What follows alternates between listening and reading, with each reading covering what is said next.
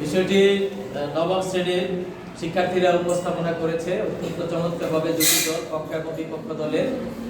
আমরা কিছুক্ষণের মধ্যে আমাদের রেজাল্ট আসবে, রেজাল্ট ঘোষণা করব। আমি এই বিষয়ে দু একটি কথা বলতে চাই, যেটা মডারেটর হিসাবে না বললেই নয়, বলতে হয়। উপস্থিত সুধী মণ্ডলী সবাইকে আন্তরিক অভিনন্দন জানাচ্ছি আজকে বিতর্ক প্রতিযোগিতায় যারা অংশগ্রহণ করেছে এবং যারা আমরা উপস্থিত ছিলাম। বিষয়টি হলো গণ সচেতনতার মাধ্যমেই এখানে একটা প্রত্যয় যোগ করা হয়েছে। গণ সচেতনতার মাধ্যমেই এই কথাটা দুটি দলের মধ্যে আমরা আশা করেছিলাম যে এই কথাটাকে হাইলাইট করা হয়, যে একটা প্রত্যয়ের মাধ্যমে আসবে, মাধ্যমেই পরিবেশ দূষণ নিয়ন্ত্রণ সম্ভব। বিতর্কের সবচেয়ে বড় বিষয় হলো যে টপিকটা থাকবে সেই টপিকটা সুন্দরভাবে উপস্থাপনা করা। এটা কিন্তু একটা মেজর পয়েন্ট। দুই দলেই কিছু না কিছু এই বিষয়টা একটু আছে, যে বিষয়টা আছে এই বিষয়টা অরিজিনালি চেঞ্জ করে বলা যাবে না, ওই বিষয়টাই বলতে হবে।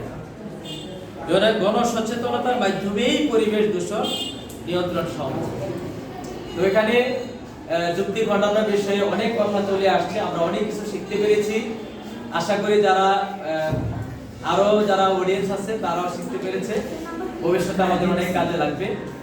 আর গণ সচেতনতা তখনই আসে, আমরা যেটা দেখেছি আমাদের বাংলাদেশের প্রেক্ষাপটে, সেখানে আইন প্রয়োগের একটা বিষয় আছে।